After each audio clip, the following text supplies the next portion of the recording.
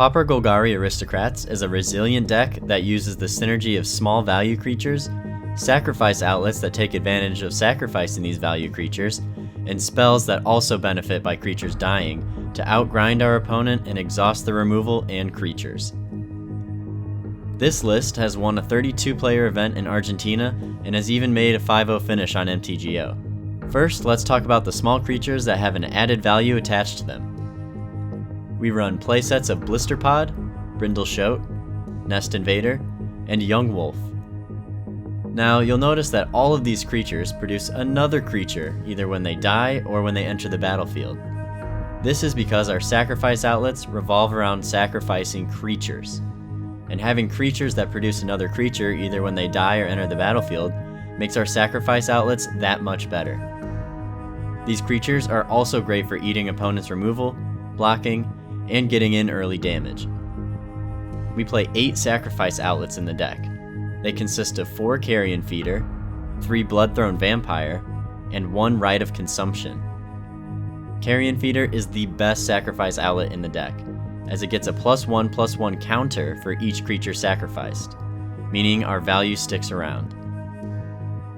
It's also notably a zombie and a black card, meaning removals such as Victim of Night and Doomblade can't touch it.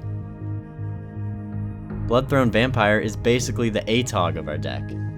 It allows us to sacrifice a creature to get +2/+2 until the end of the turn. An unblocked vampire can be huge damage based on the amount of creatures we can sacrifice. It also works extremely well with our next sacrifice outlet, Rite of Consumption. This card lets us sacrifice a creature in addition to paying its mana cost to deal damage to target creature or player equal to the sacrificed creature's power. We also gain that much life.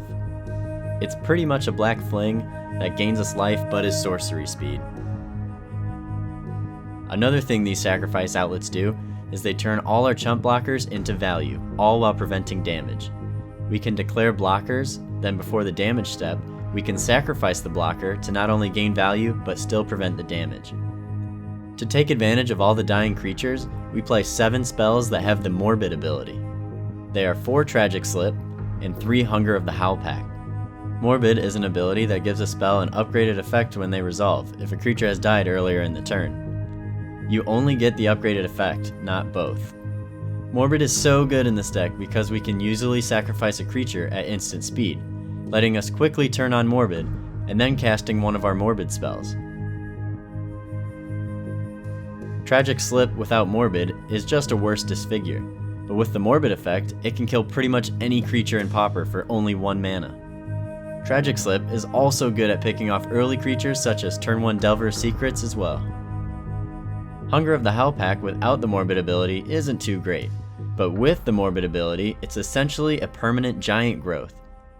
Both of these are great combat tricks in conjunction with our sacrifice outlets. Tragic Slip plus a sacrifice outlet lets us block our opponent's attacker, sacrifice our blocker before the damage step, and then cast our Tragic Slip targeting an unblocked creature. Sacrificing our blocker before the damage step means that no damage comes through since it's already considered blocked, and allows us to kill the unblocked creature before it deals damage to us. Using this timing with Hunger of the Howlpack can result in similar sweet plays.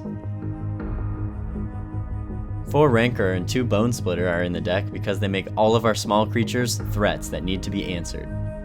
For example, no one would block a 1/1 Brindleshote, because we would get a 3/3 if they blocked and killed it. But people are more likely to block a 3/1 Brindleshote because that is a significantly faster clock. These spells force our opponent's hand to use their removal or chump block with their creatures. Rancor and Bone Splitter are also resilient themselves, as Rancor comes back to our hand if it goes to the graveyard from the battlefield, and Bone Splitter, being an equipment, just falls off when our creature dies. This means they pair up nicely with resilient creatures. 4 Unearth are here for even more resiliency, as they can target any creature in our deck. Returning a value creature or sacrifice outlet from the graveyard to the battlefield for only 1 mana is amazing by itself, but it also has the cycling ability, which allows us to pay 2 mana of any color to discard it and draw a card. Remember, this ability can be used at instant speed too. For our mana base, we play 7 Swamp, 6 Forest, 2 Colony Gardens, and 4 Jungle Hollow. The strengths of this deck include it's really resilient, it's aggressive, it can win out of nowhere, it has a higher ceiling than you think, and it allows for some tricky plays. The weaknesses of the deck include it's inconsistent, and what I mean by this is sometimes you just draw your value creatures and you don't draw your sacrifice outlets, so you can't really get an engine going. The mana base can also cost us games, it's weak to graveyard hate, and it's also weak to flyers. For our sideboard, we run 2 Aerial Volley to take out flyers such as Delver and Peregrine Drake, 2 Innocent Blood for added removal, 3 Natural Slate for Boggles and Affinity, 3 Augur of Skulls for combo and control, 2 Feed the Clan for burn and other aggro matchups, and 3 Respite for creature-based aggro decks. Hey everybody, thank you so much for watching. Now I want to know what you all think.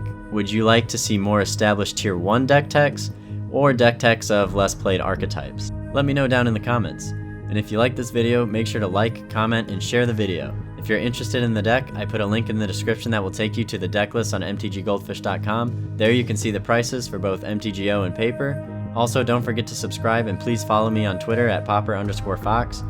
And as always, don't forget to check out the Pauper subreddit r/Pauper for all your Pauper needs. See you next time.